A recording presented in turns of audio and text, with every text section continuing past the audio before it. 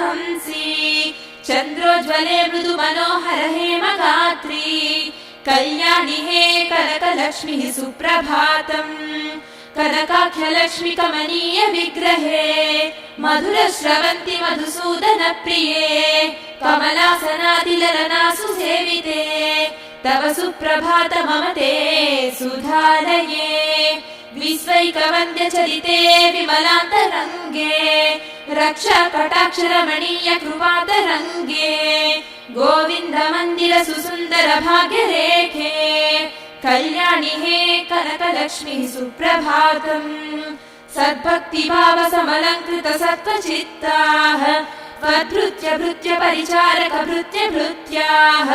पादाम्बुजद्वय सुसेवन भावदीस्ताः कल्याणि हे कनकलक्ष्मीः सुप्रभातम् ब्रह्मे सदेव मुनिपूजित